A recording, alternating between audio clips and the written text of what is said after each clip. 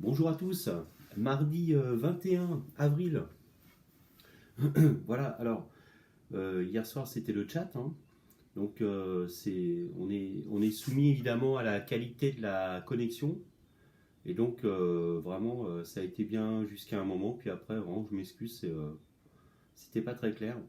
Bon, le dossier a fait le net, hein. Si vous avez des questions, c'est la partie administrative de l'école. Donc remplissez avec soin. C'est à madame la directrice qu'il faut les poser parce que c'est elle qui s'occupe de tout ça. Cette partie-là, moi j'ai donné les avis de passage.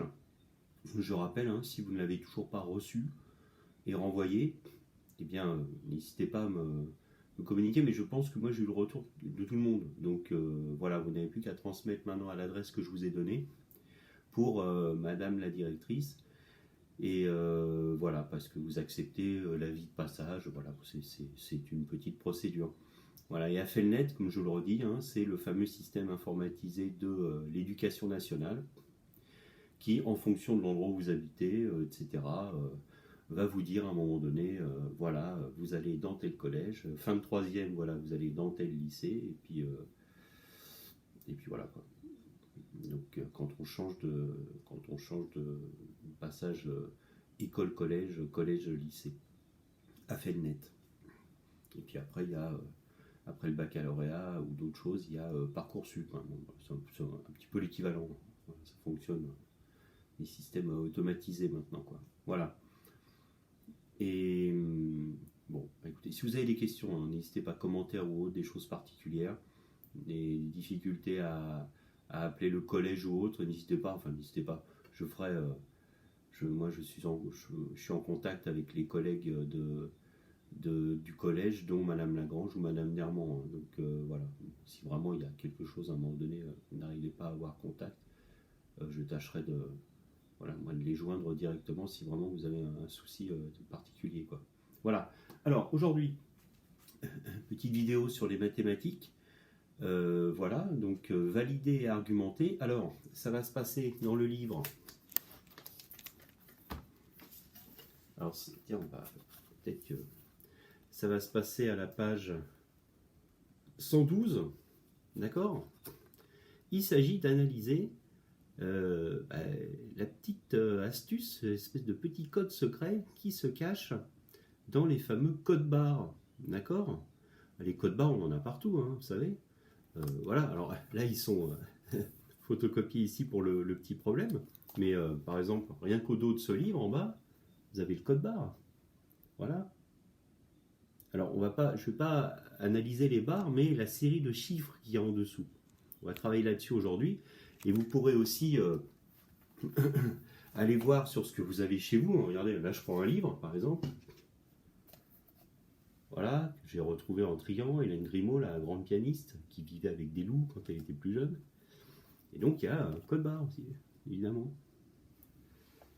Ce qui me sert pour effacer le tableau. Bon, je ne fais pas de publicité, hein, je cache. Mais il y a un code barre aussi. Où est-il? Le voilà.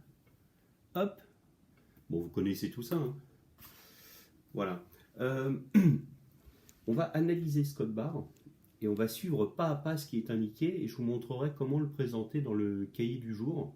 Et puis ainsi, vous pourrez faire le petit exercice qui est demandé, quoi. Alors, d'abord, on va rentrer dans le côté mathématique un petit peu, parce qu'il y a ce qu'on appelle une clé de vérification. Et la clé de vérification, c'est ce chiffre, le dernier. Ici, en l'occurrence, c'est le 3. On va le laisser tranquille, parce que pour voir s'il ne s'agit pas d'un faux produit ou d'un code barre qui est correct, la clé permet, c'est comme une clé dans une serrure, c'est-à-dire qu'à un moment donné, une fois qu'on a analysé avec les autres chiffres, fait des petites opérations, et bien, avec cette fameuse clé, on vérifie quelque chose, et si jamais ça se vérifie, ça veut dire que le code est valide. Si ça ne se vérifie pas, ça veut dire que c'est un code qui est erroné, quoi. Voilà, c'est pas le bon code. Il y a un problème. Alors, on vous dit aussi, les premiers chiffres, par exemple, ça peut être les 2 premiers ou les 3 premiers, c'est la provenance du produit. Voilà. Donc, là je lis ici, numéro d'identification, voilà, et le pays d'origine du produit. Alors, il y a une petite astuce, hein.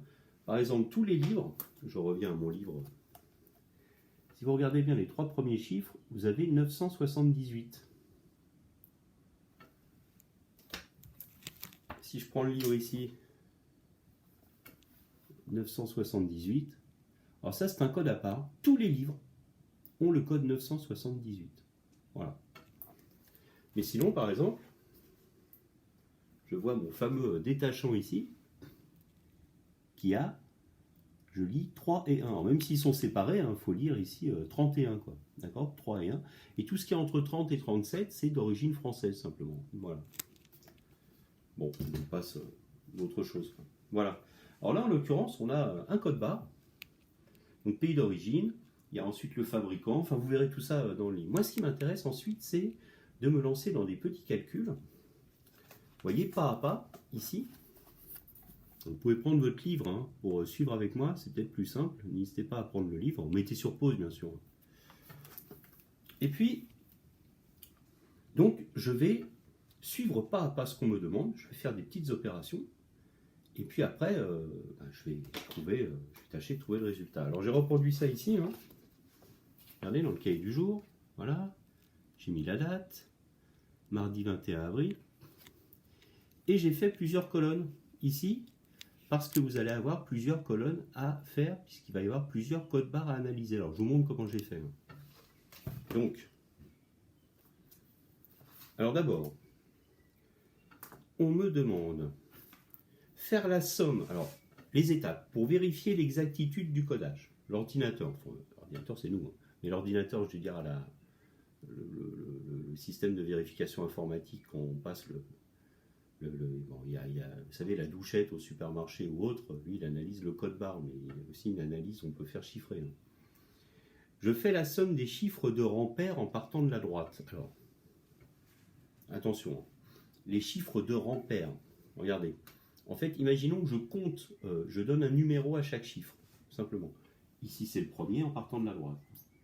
Le deuxième, troisième, quatrième, cinquième, sixième, 7e, 8e, 9e, 10e, 11e, j'en ai sauté un. 1, 2, 3, 4, 5, 6, 7, 8, 9, 10, 11.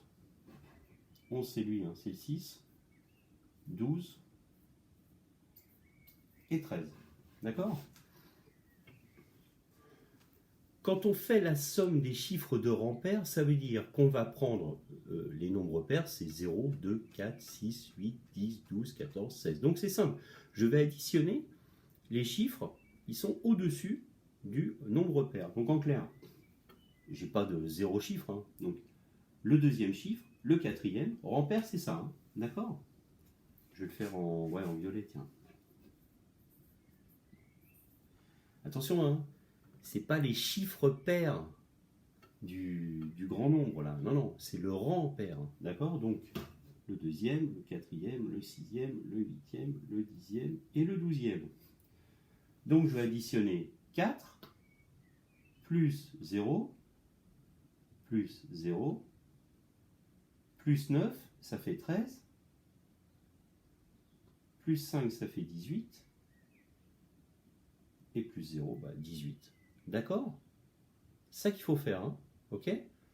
Un chiffre sur deux, vous additionnez, en comptant pas le premier. La clé, on la met de côté. Alors, quelque part, on dit, je commence là, le deuxième, 4.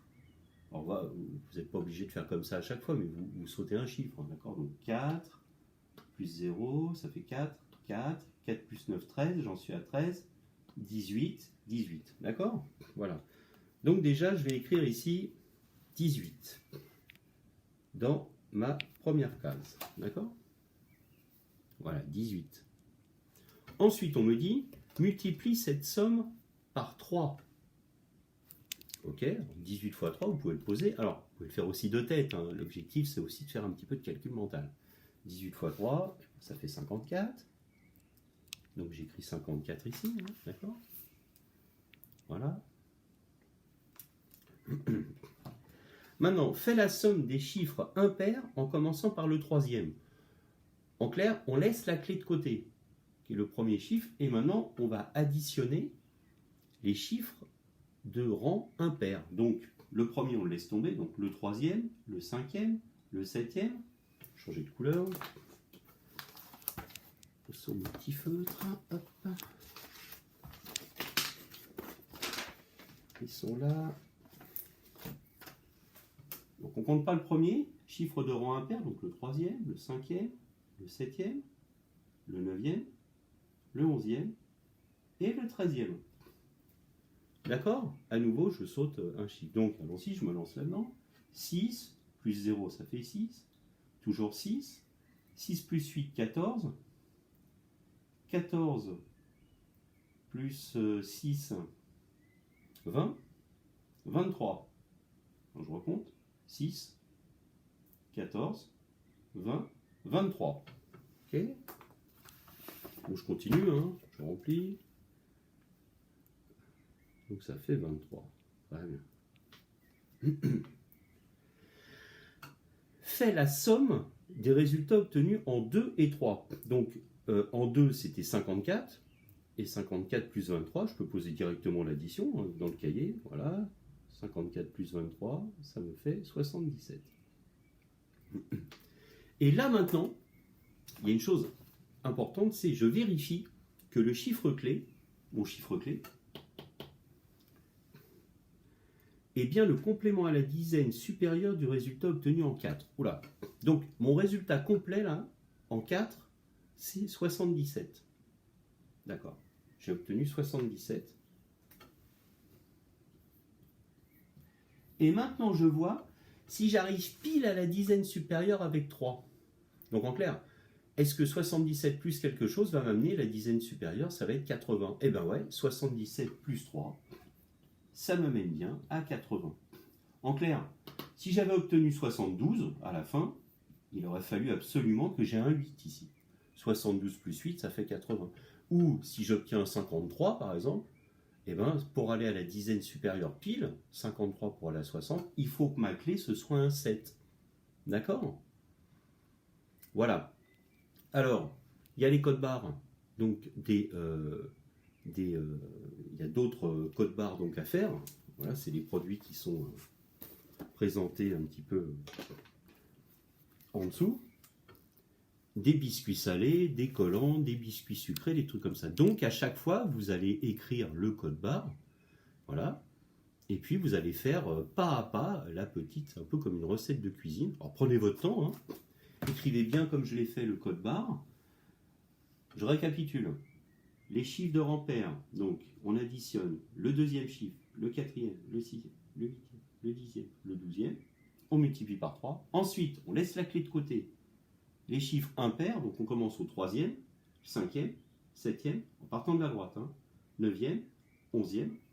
On additionne tout ça, ça nous donne un résultat, et là, on ajoute la clé, et en clair, si mon chiffre des unités finit par 0, c'est gagné. Il faut que à la fin, j'ai, après avoir ajouté la clé, que j'ai, je sais pas, 60, 70, 80, 90, 100. Enfin, le chiffre des unités doit être égal à 0. Voilà.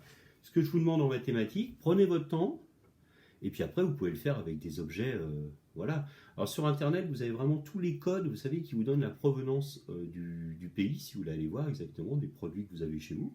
C'est intéressant de regarder d'où ils viennent. Et puis, voilà, quoi. Bon, et ben c'est tout pour les mathématiques et on corrigera tout cela ce soir. Voilà, 16h. À tout à l'heure.